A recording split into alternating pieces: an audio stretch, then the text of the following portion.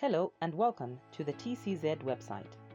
In this clip you're about to watch, Bishop Fred Mwale, Director Registration and Standards, talks about teacher registration, practicing license, and renewal. I think to understand better teacher registration is to go back to the background. And the background is that teaching has not been a profession for a long time. But then teaching became a profession when the Act of Parliament was enacted, the Teaching Profession Act number 5 of 2013. So the Teaching Professional Act number 5 of 2013 is what actually now made teaching a profession. So in that Teaching Professional Act number 5 of 2013, there are two major issues. You have the professional standards, which a professional must now be adhered to, a criteria of what you can now say a teacher is a professional. So there are standards. You have the standards of practice, you have the code of ethics, you have the values and the competencies of the profession. Then it has also what are called professional obligations. Professional obligations are a must for every professional. He must oblige.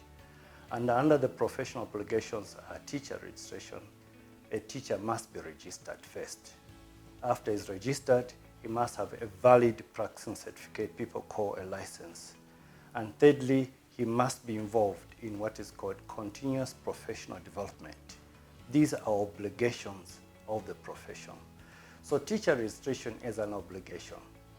In section 16 and section 26, especially section 26 of the Teaching Profession Act, it provides that for anyone to take up a teaching job, to offer services as a teacher, to practice as a teacher, or be called as a teacher, he must first of all be registered with the Teaching Council of Zambia.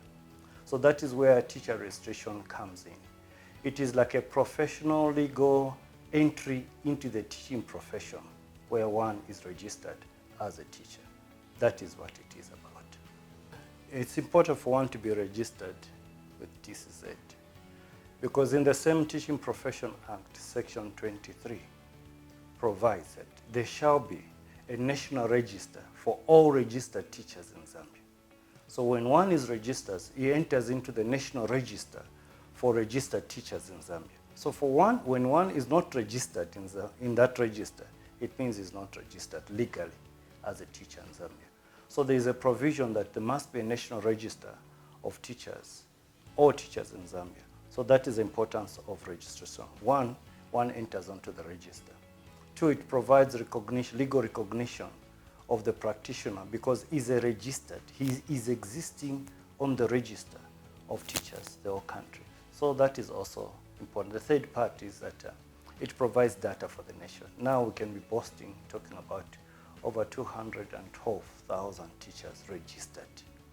And so when you talk about statistics, it's that register that you talk about. So that is why it's important for one to be registered, to provide a national database on who is a professional, and also to provide a database on how many professional teachers do we have in the country. Yeah, the benefits of being registered with the council are many. But many of these benefits will be felt after a long period of time because the council has been in infancy, I think, from development to where we are now. And so the tangible benefits to trickling down to the classroom teacher, they may be felt later on. But they can be divided into two, personal benefits as well as professional benefits. Now, some of the personal benefits for a teacher being registered is legal authority. In the same act, section 2026 prohibits anyone to take up a job to practice as a teacher, to offer up services as a teacher if they are not registered and if they are not, they do not have a valid practicing certificate. So the first benefit is the legal authority to find a job in Zambia, the legal authority to practice in Zambia, the legal authority to offer a service in Zambia. The second personal benefit is the opportunities for professional growth. Yeah, opportunities for growth. what it is that it increases the teacher who is registered, it increases the opportunities for them to grow their career and then to grow their profession. It also opens up to them mobility. Because when one is registered today in Zambia and he wants to travel, wherever he's going to travel, they'll ask them, are you registered with the Teaching Council Zambia for you to be employed as a teacher?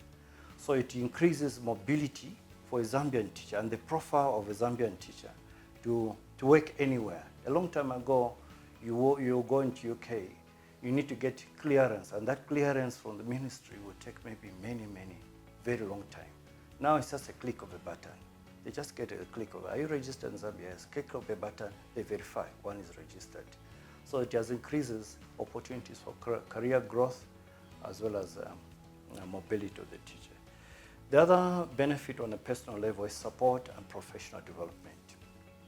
A registered teacher, when he's new in the profession, is offered what is called induction and mentorship. And induction and mentorship is offered by those that are already senior registered teachers. And so they may offer to the new ones, and that is also helpful for them. As well as the other aspect is when one is registered, the council also provides, facilitates access to professional development courses for the teacher. So he has opportunities for that. The other part is personal guidance in the profession. In the profession, there are standards of practice, there's a code of ethics, there are professional courses that provide for a teacher to say, I think if you move in this direction, your career will be more effective. We have cases where one starts off as a primary school teacher. There's no much specialization. He jumps to secondary school. He does a degree, maybe in geography, and he does a master's in gender. So that is a mixed career development.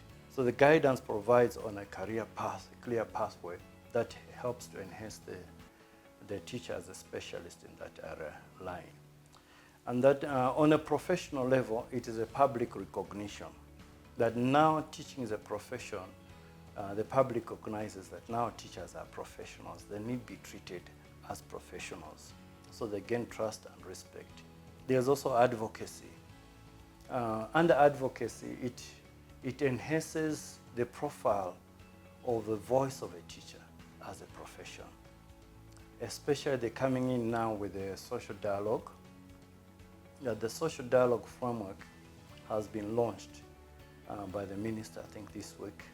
And it was developed through a tripartite, Minister of Education, UNESCO, Minister of Education, UNESCO, Teaching Council, teacher unions, civil society organizations, NGOs that are in education, came together and developed what is called the social dialogue framework.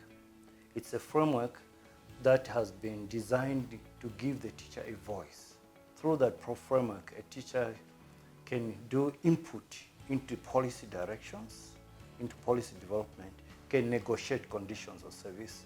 So it legally provides a platform for the teacher's voice. So through advocates, when the teachers are registered, the profile of their voice is raised in the social dialogue.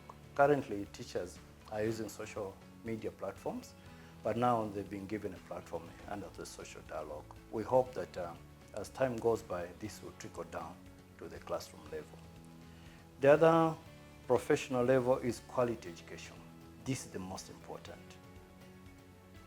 Quality education. Quality education is very, very important because the quality of development is dependent on the quality of education.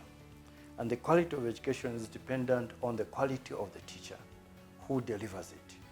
So on a professional level, registration, the licensing of teachers with the Teaching Council moves towards the professionalizing of the teacher, ensuring that this teacher has better competencies to deliver and to deal with 21st century changes like the pedagogy of the 21st century, the use of technology, the subject matter which are actually changing.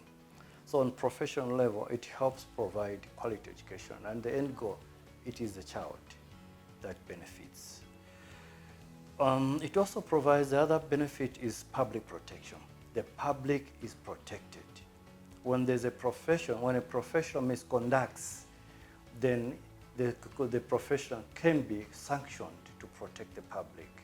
So that is the other good part of registration and professionalism. It protects the public from bad teaching practices, and it enhances professional quality assurance in the public.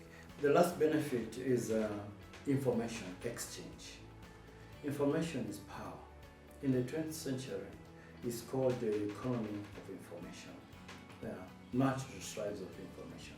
So a teacher who becomes a professional, registered with council, and as a practice certificate, has the opportunity for professional networking, locally as well as abroad.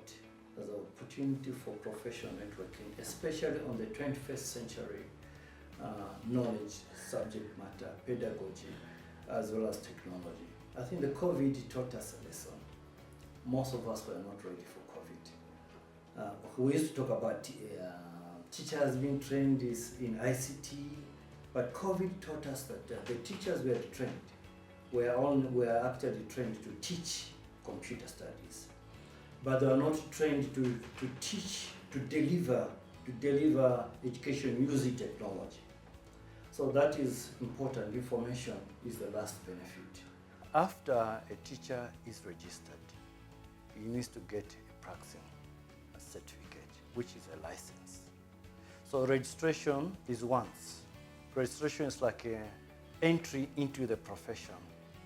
But then the authority to practice, one has to get a license, which has got a practicing certificate in the Teaching Profession Act. And that license is the authority that is granted to a registered teacher to actually now go and practice. And it has a validity period. And the validity period for that one is 3 years. So the process of registering and the process of registering and applying for practicing certificate is online. All services of the council now are online. So one just needs to get to our link. It's www, everything in lowercase, www.teacher.tcz.ac.zm. When you open that link, it will give you several of our services that are online. Application for teacher registration, application for practicing certificate, verification whether this teacher is actually registered or not. Those who want to retrieve the TZ numbers, they use the same platform. So what is the first procedure? Number one is that one must open the link. He opens the link, www.teacher. After he opens the link, he goes to apply for registration. It said new applicant, that's what it says, new applicant. Then he clicks that. There's the digital form that comes out. When that digital form comes out, you fill in that digital form and submit. That is called creating an account with the Teaching Council. When you finish that stage, it gives you a temporal TCZ number, which is your NRC. Then the next step, you go to the bank, especially preferably Zanaco, you fill in, you get a student bill master, and you fill in that bill master. Where it says student number, that's where you fill in your temporal TCZ number, all right, which is your NRC with the strokes. And then you submit the money, you pay that money according to the category that you want to pay for. That is either ECE or primary teacher or at college lecturer or administrator. I'll talk about those classes later on. Then when you've deposited that money, you come back, you open that portal, and you go to a place where it says returning applicant. And then it says click here to upload your documents. When you open that, it opens up your profile on our portal. And down there's a provision where it says upload the documents. So meantime, you should have scanned your professional qualification. It must be verified by the universities that issued it. Then academic qualification verified by Examination Council Zambia. And then The NRC is certified by a commission of oaths, and then a passport picture. You scan those documents onto your phone or any gadget that you have. Then when you open that portal, you upload. After you upload, you submit. When you submit, your application will show pending. Pending means now you're waiting for us to assess and evaluate your documents. And when we assess and evaluate your documents and that they are correct, then we approve. When you approve, instantly after approval, your certificate is ready. It's issued seconds after completing. It's similar when you go for practicing certificate. You open the same portal and you go applying for practicing certificate. You open, then it request for your NRC, you open your password, you fill in the documents, and then you submit. That's the process. The e-certificates has benefits. I must state here that when the council started, we were issuing hard copy certificates, and those had issues of delay of issues, delay of deliverance. Some people were not even collecting them. And through the stakeholder engagements, the teacher said, why don't you move to a better form of certificates? So we moved from the hard copies to electronic certificates. Now the council issues electronic certificates. That's what are called e-certificates. Now the benefits of the e-certificate is that one, they are issued instantly, seconds after completing. When one's practicing certificate application is completed, immediately you finish, seconds, the certificate is issued. You just go, you click e-practicing certificate, and you can download it right there and then. So they are issued instantly. They are issued instantly. Number two, there are no delays. There are no longer delays of my certificate is laying because it's issued instantly. Number three, there are no longer costs associated with traveling to go and collect the certificates, because people used to travel all the way to collect the certificates. So the cost of traveling to go and collect the certificates are no longer there because they're instant. Number three, they are easy to carry because it's a soft copy on any gadget. It is with you. You can be with it anywhere where you want to be with. So it is a soft copy. That is the benefit. And the last benefit is that they are electronically verifiable. So you do not need to get a copy and take it for certification and move it on. Whoever wants to find to verify whether that certificate is genuine just has to scan. If he's able to scan, he can scan, and it will show that this.